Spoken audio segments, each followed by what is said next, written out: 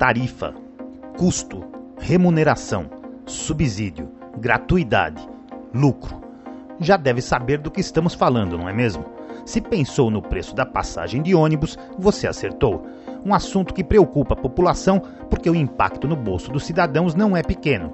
Vários municípios da região metropolitana de São Paulo já aumentaram o preço da tarifa no início de 2022 e pegaram muitos passageiros de surpresa.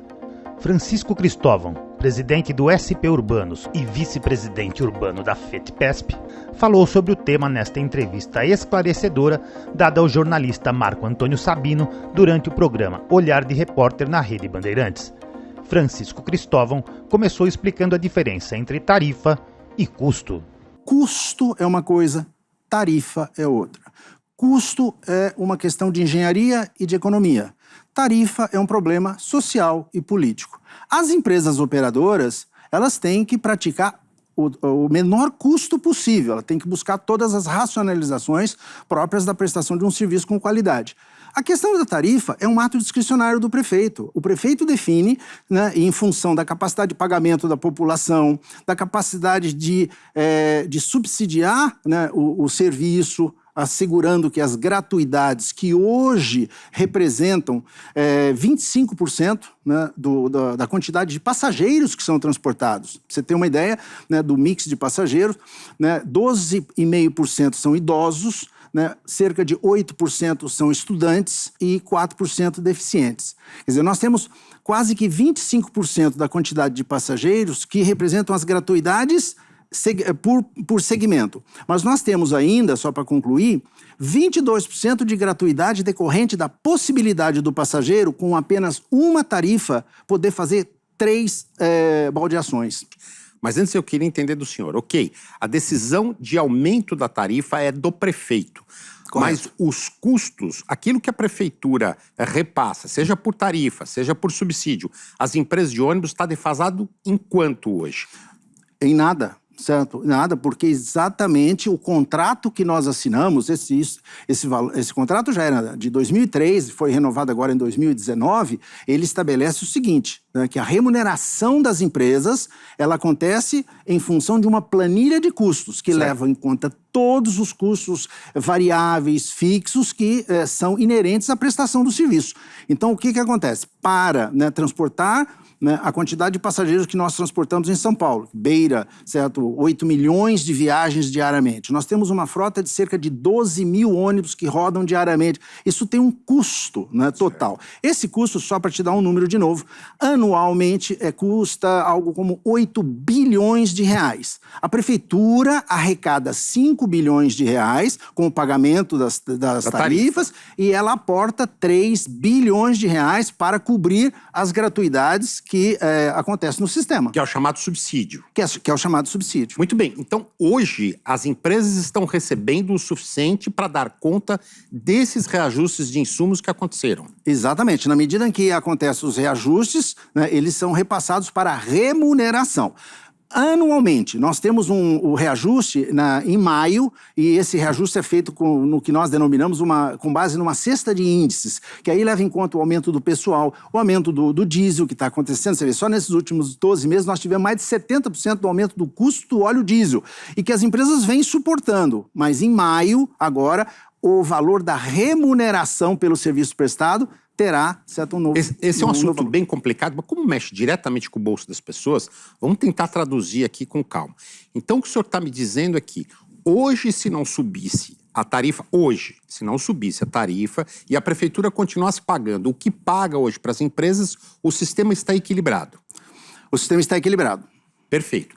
Então, por isso que o senhor disse que a decisão de reajustar ou não é uma decisão política para a prefeitura saber se vai subsidiar, se vai repassar menos dinheiro do caixa dela para as empresas ou se vai repassar parte desse valor que custa para a prefeitura para o cidadão pagar na tarifa. É isso? Exatamente. Em outras palavras, as empresas não dependem, né, da quantidade de passageiros transportados e também não depende do valor que cada passageiro paga para poder realizar a sua viagem. Isso tudo é determinado pelo poder concedente e fiscalizado pela SP-Trans. Poder concedente, prefeitura da capital, que emite para cada linha uma ordem de serviço de operação. Nessa ordem de serviço, ela estabelece o tipo de veículo, o horário de funcionamento, a quantidade de veículos que vai operar.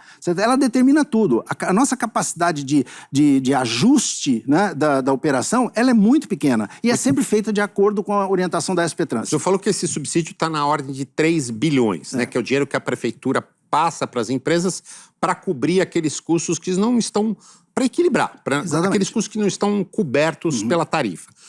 Se eu não me engano, o número mais próximo é 3 bilhões e 300, não é isso? Esse ano foi, em função da queda de passageiros e tal, foi exatamente 3 bilhões e 200 milhões. Foi a necessidade de aporte da prefeitura de recursos provenientes do Tesouro Municipal. Ou seja, não é da arrecadação, não é daquilo que o passageiro paga para poder utilizar o sistema. Mas as empresas queriam mais, ou não?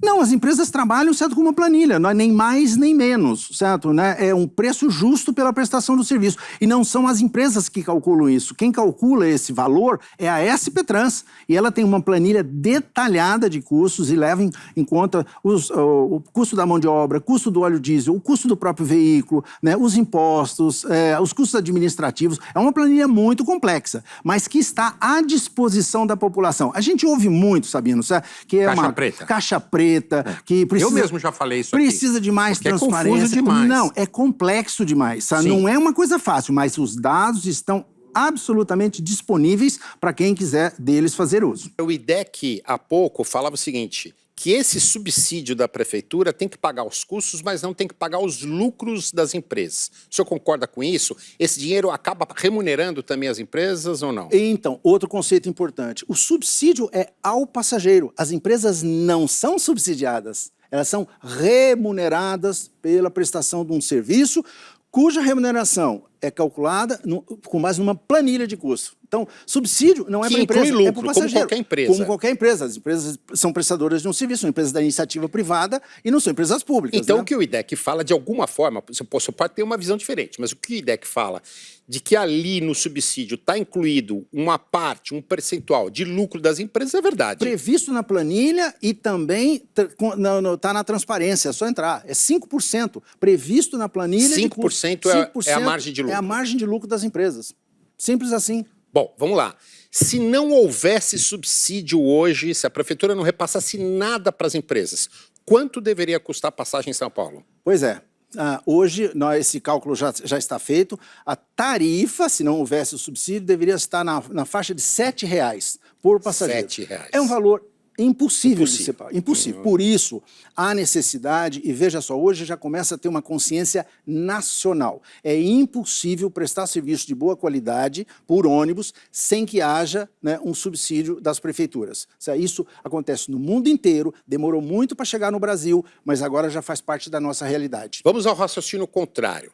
Se a prefeitura quisesse repassar para as empresas aquele valor que o senhor falou que é o valor total do sistema, 8 bilhões por ano. Se ela repassasse 8 bilhões para as empresas, a tarifa poderia ser zero?